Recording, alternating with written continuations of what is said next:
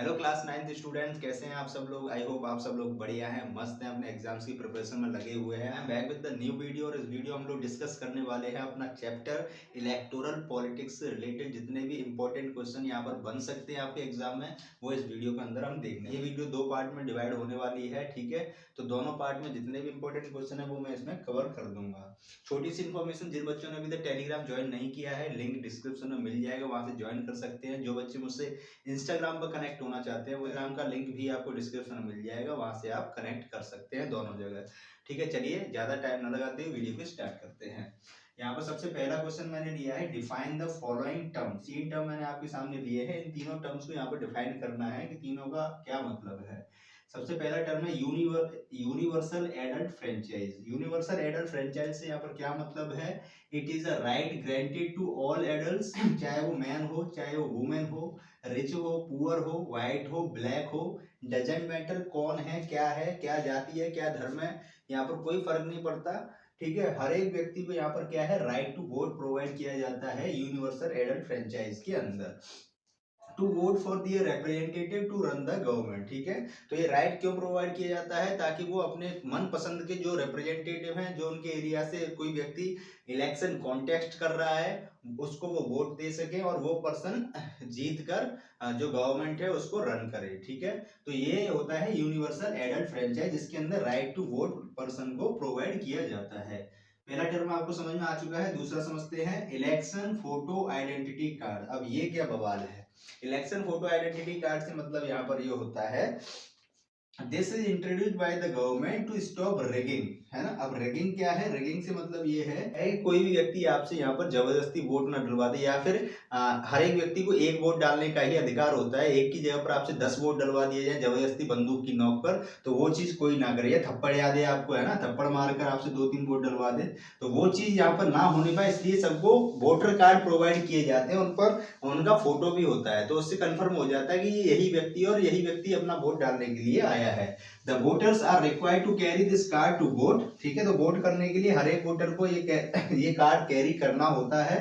No one can vote for someone else, तो कोई भी व्यक्ति यहाँ पर अपने कार्ड से दूसरे के लिए वोट नहीं कर सकता। ठीक है, नेक्स्ट पॉइंट, वोटर्स लिस्ट क्या है। वोटर लिस्ट यहाँ पर समझ में आता है, in a democratic election the list of those who are eligible to vote is prepared much before the election and given to everyone. तो वोटर लिस्ट से मतलब यहाँ पर ये होता है, जो डेमोक्रेटिक इलेक्शन होते हैं अपने, जो अपनी कंट्री के अंदर इलेक्शन होते हैं, तो इलेक्शन होने से पहले एक लिस्ट तैयार करी जाती है, जिसमें ये देखा जाता है कि कौन कौन व्यक्ति इसमें एलिजिबल है वोट करने के लिए। क्योंकि अपनी कंट्री के अंदर 18 ईयर्स का कोई पर्सन हो जाता है तो वो एलिजिबल हो जाता है वोट देने के लिए। ठीक है, तो यहाँ पर हर एक इलेक्शन में नई वोटर लिस्ट तैयार होती है, क्योंकि हर 5 साल के अंदर जो वोटर्स हैं वो चेंज होते रहते हैं। ठीक है, this list officially called electoral roll, और इस लिस्ट को, जो वोटर लिस्ट है, इसको हम ऑफिशियली इलेक्टोरल रोल का नाम देते हैं। ठीक है, तो मुझे लगता है ये तीनों टर्म आपके अच्छे से क्लियर हो चुके होंगे और इनको एग्जाम्स में आप अच्छे से लिख पाएंगे। चलिए नेक्स्ट क्वेश्चन समझ, describe some unfair practices that take place during election. ठीक है, तो इलेक्शन के दौरान ऐसी कौन सी अनफेयर प्रैक्टिसेस होती हैं, उनको यहाँ पर डिस्क्राइब करना है। ठीक है, यानी कि गलत चीजें होती हैं, उनको यहाँ पर डिस्क्राइब करना है। तो पहला पॉइंट है, false names are included in the voters list. ठीक है, तो जो हमारी वोटर लिस्ट होती है, जो इलेक्शन होने से पहले जो वोटर लिस्ट तैयार करी जाती है, तो उसके अंदर बहुत सारे फेक नेम यहाँ पर ऐड कर दिए जाते हैं। तो पहली बात तो ये। दूसरी बात, miss use of government machinery. तो जो भी गवर्नमेंट मशीनरी होती है उसका मिस यूज होता है यहाँ पर बहुत ज्यादा। ठीक है, हमें देखने को मिलता है।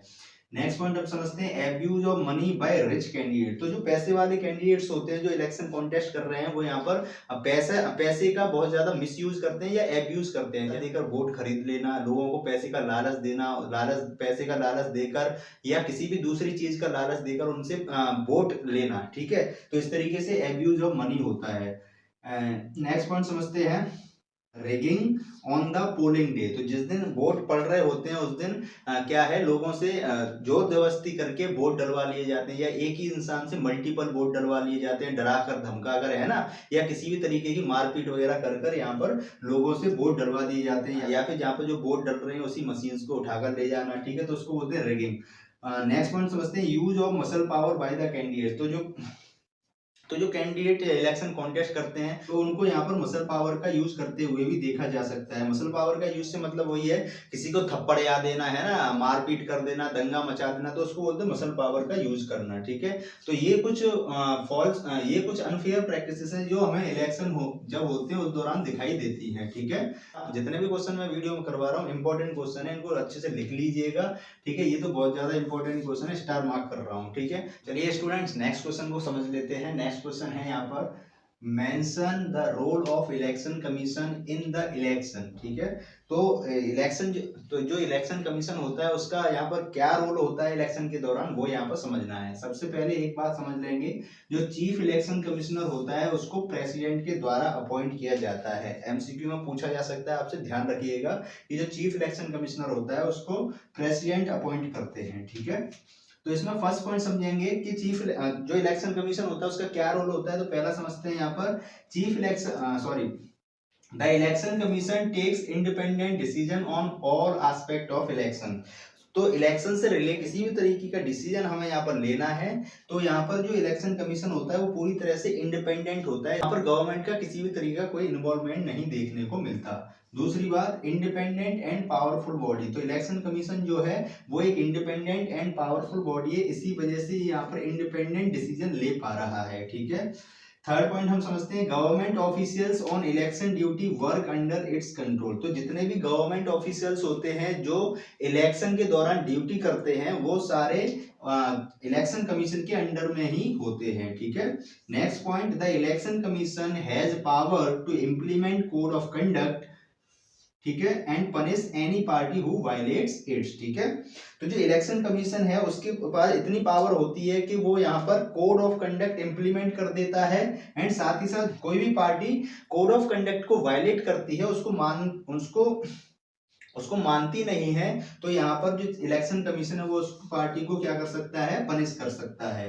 Last point, election commission can order government to follow some guidelines to prevent misuse of governmental powers during election. तो यहाँ पर साथ ही साथ जो इलेक्शन कमीशन है वो कुछ गाइडलाइंस भी जारी करता है गवर्नमेंट के लिए, जिससे